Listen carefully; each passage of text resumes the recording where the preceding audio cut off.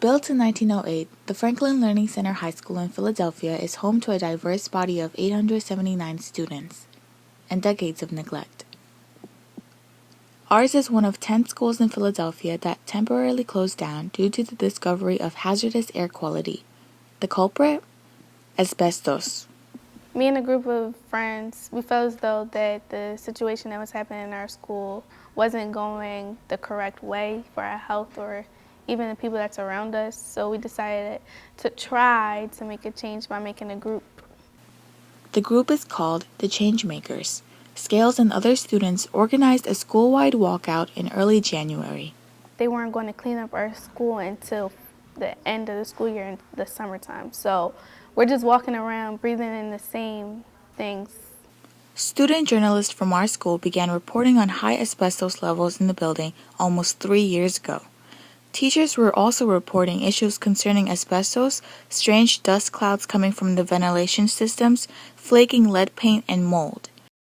For 2 years, maintenance requests went unanswered. Late last year, everything changed. I received a phone call that stated that they had found in one of our air ducts a small amount of asbestos. At that point, okay, we have to send the letters home to close the school immediately. After the students were sent on winter break 3 days early, Franklin Learning Center teachers marched to the school district building with a statement of demands. We basically asked for transparency.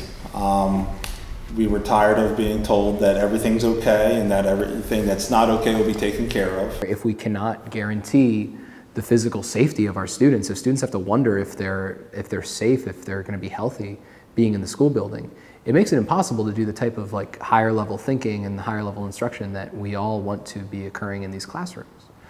Students came back to school, but not quietly. Parents and teachers rallied outside the school. A few days later, the students organized a school-wide walkout. The Changemakers, we felt as though it was everyone's problem because we're still going to be going here for many years.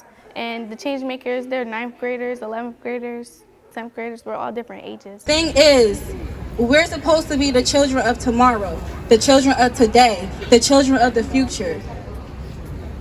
If that's the case, then why aren't y'all helping us, school district? We need to solve the issue instead of just keep brushing it by, sweeping it under the rug.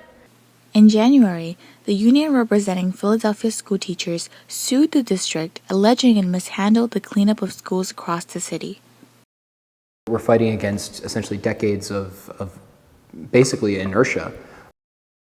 Lynn Johnson was a biology teacher at Franklin Learning Center for 16 years. Her teaching career ended suddenly in late 2015 after she became severely ill. But I had every intention thinking that I was going to return, and it just didn't work out that way. Johnson was recently diagnosed with sarcoidosis, an inflammatory lung disease. The cause of this disease is unknown, but research suggests it could be linked to environmental factors.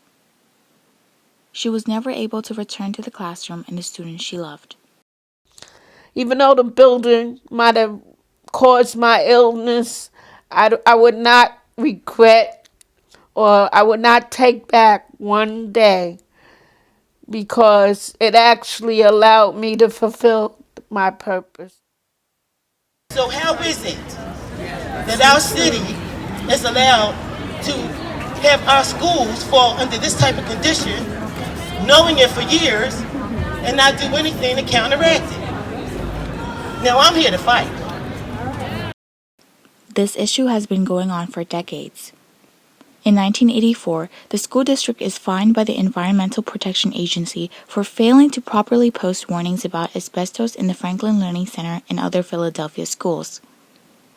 In 1996, momentum picked up when 150 students locked arms and blocked the entrance to the school in protest. The school district promises $30 million to tear down Franklin Learning Center and rebuild. More than a decade later, there has only been a fraction of the work that's been done. With Franklin Learning Center, we get this window into the idea that it's not just the people now, it's the people before them, the people before them, over many, many, many decades who either didn't act or felt they couldn't act, and that this is a systemic, long-term problem in addition to being a short-term problem.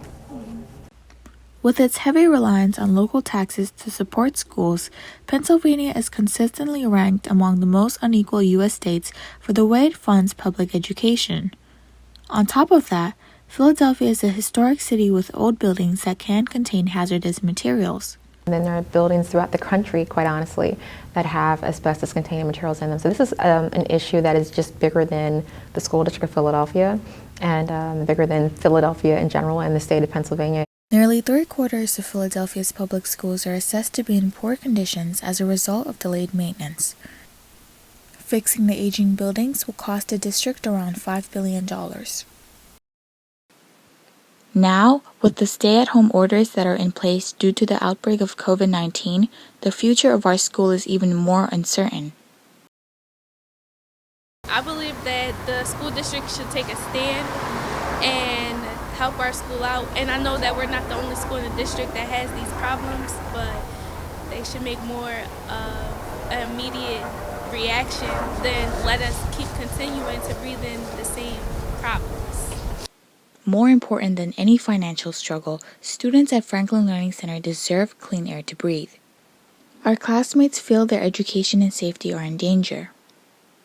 We want change. And if there's one thing we've learned from school, it's that together our voices are stronger. For the PBS NewsHour Student Reporting Labs, I'm Hannah Woodruff.